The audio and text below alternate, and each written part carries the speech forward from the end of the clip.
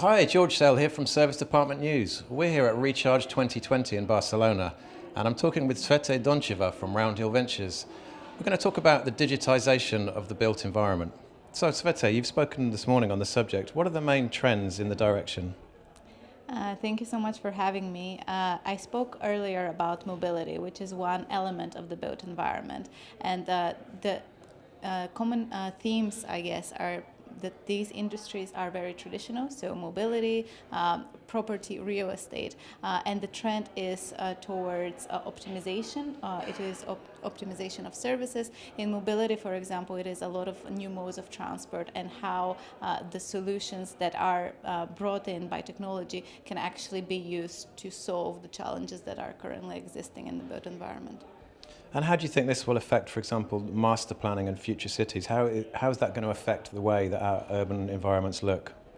I think from a mobility perspective, if we are to relate it to smart cities, for example, and to buildings and spaces, it is planning for the cities of the future. How are we going to construct buildings that they will adapt, for example, to innovative modes of transport? So when we have aerial transport or when we have automated vehicles, what would the parking of these spaces be? How would we optimize the existing buildings, whether it comes to, for example, even e-scooters, different ways that we can, I guess, first optimize the buildings that exist, and afterwards, how are we going to plan for the future?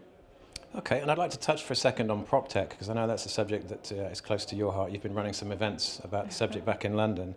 So tell us what the state of play is in that industry and how the new wave of prop tech is going to affect the built environment, hospitality and real estate companies. I think, again, it is about optimization, and I guess with the events you touched upon it, but it is on the ecosystem element and getting the different stakeholders to work together, to collaborate, and to essentially enable innovation. Real estate as an industry is quite fragmented, and traditionally there has been a lot of kind of less exchange of information.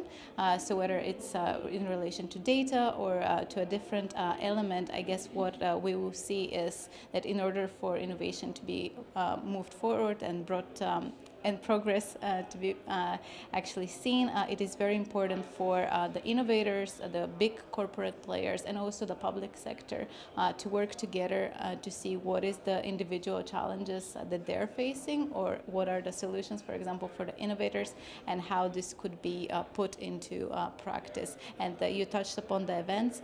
Something that we have started doing at Roundhill Ventures is creating this monthly forum called PropTech Connect, where we bring together the different perspectives with this aim as well, so that we can enable this discussion, this open communication. And last week we discussed data. So it was a lot of interesting insights that were heard. It was really interesting, actually, that the conversation that took place before the actual panel was really enlightening, and it was great to hear so many different actors within the ecosystem sharing and coming together as well.